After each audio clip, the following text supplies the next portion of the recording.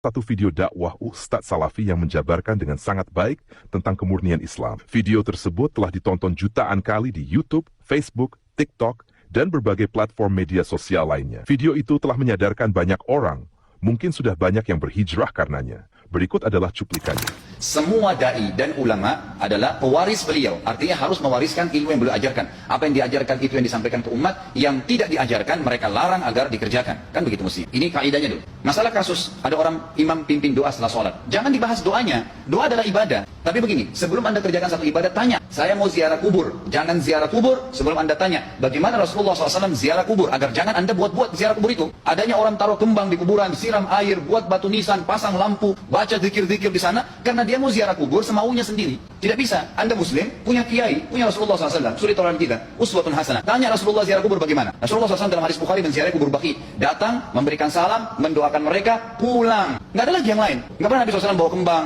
siram kuburan karena sudah kering. Padahal Madinah panas 50 derajat, pecah-pecah tanahnya. Ada istilah di Indonesia kalau tanahnya pecah, kesian lagi diazab di bawah, kasih air, kasih kembang biar wangi, biar ditaruh kembang yang paling mahal. Kalau memang dia animasi tetap disiksa di bawah gitu kan. Jadi nggak bisa itu patokannya. Mau sholat, jangan pernah sholat dulu. Tanya Rasulullah sholat bagaimana, belajar 5 menit bisa. Oh rukunya begini, sujudnya begini, sama. Baru Allah terima. Tujuan Nabi SAW diutus untuk apa? Untuk dicontohi, diciplak hidupnya. Tapi kalau kita mau ikat antara sebuah ibadah dengan ibadah yang lain, tanya dulu. Rasulullah pernah ikat nggak? Pernah pertemukan nggak?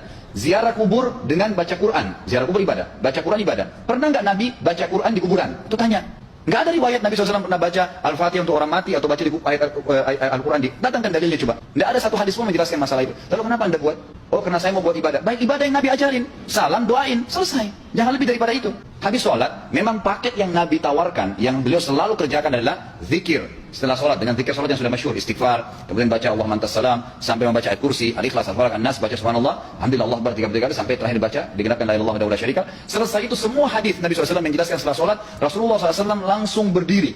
Memang beliau tidak pernah berdoa habis sholat waktu itu. Memang begitu. Bukan doanya yang jadi masalah, bukan. Karena Rasulullah tidak kerjakan, jadi kita tidak kerjakan. Saya tekankan dalam pengajian saya, kalau anda punya hajat berdoa, berdoalah setelah sholat ba'diyah. Insya Allah aman. Karena sudah lepas dari paket yang Nabi tentukan. Selama Rasulullah SAW sudah mencontohkan dan memerintahkan sebuah perbuatan, ditentukan tempatnya, jumlahnya, waktunya, jangan pernah dilanggar. Habis sholat bacalah subhanallah 33. Alhamdulillah, Allah akbar. Jangan anda bilang saya bisa baca 100. Doa Rasulullah suruh 33 kok.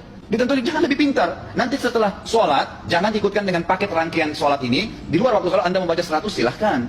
Karena nggak ada penekanan di situ. Kalau ada penekanan waktu, tempat, dan jumlah, jangan dibantah. Anda pengikut Rasulullah atau bukan gitu kan?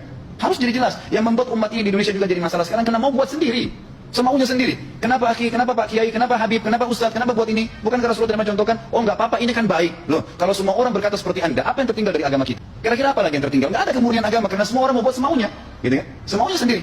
Pindah rumah, baca berzanji. Apa itu bersejarah Nabi? Kenapa baca berzanji saudaraku? Rasulullah waktu pindah rumah pernah baca-baca gitu nggak? Nggak pernah. Kenapa dibuat? Anda muslim bukan? Muslim. Ya saya harus ikuti. Kalau tidak akan terus ini mengakar nih. Anda buat satu bid'ah sekarang.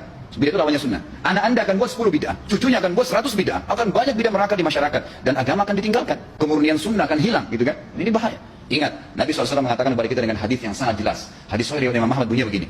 Nabi nggak pernah rayakan hari lahirnya. Jangan dirayain. Selesai. Emang kenapa kalau kita nggak rayain? Kenapa? Tangan kita terputus? Enggak. Masih banyak ibadah yang disunnahkan gitu. Sama dengan kasus Isra dan Mi'raj. Kejadian besar dalam Islam. Tapi anda boleh kembali kepada semua buku sirah. Saya tantang semua buku sirah anda kembali. Insya Allah yang berpegang pada Al-Quran dan Sunnah. Memang ada dasar wahyunya. Maka semua akan menjelaskan. Nabi SAW setelah pulang dari Isra dan Mi'raj tidak pernah mengumpulkan sahabat-sahabat untuk merayakannya setiap tahun. Tidak pernah. Boleh dipelajari iya, setiap hari. Tapi ditentukan tanggalnya lalu dibuat acara. Tidak pernah Nabi SAW buat itu. Kalau anda mau tetap buat ya silahkan. Itu hak terserah. Tapi saya ngajak kepada anda kembali kepada kemurnian ajaran Nabi SAW. Kita tidak akan pernah kembali. Kata Syekh Utsaimin rahimahullah. Umat Islam ini akan kembali kepada kejayaan mereka.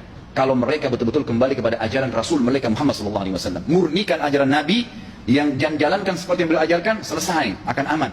Pasti akan kembali kejayaannya. Kita nggak bisa saling menghardik, saling menyalahkan yayasan ini, organisasi ini, kelompok ini. Karena masing-masing mau beristidlal sendiri. Mau menjalankan sendiri hukum-hukum agama ini, bukan mengikuti sunnah Nabi SAW. Video sejelas ini, kalau masih ada yang menolak kemurnian Islam, mungkin memang hatinya yang sudah rusak. Dikira ibadah itu bisa seenaknya sendiri. Sungguh miris melihat orang-orang seperti itu. Semoga saja mereka menerima hidayah dari sunnah yang murni ini. Demikian video kita kali ini, semoga bermanfaat. Wassalamualaikum warahmatullahi wabarakatuh.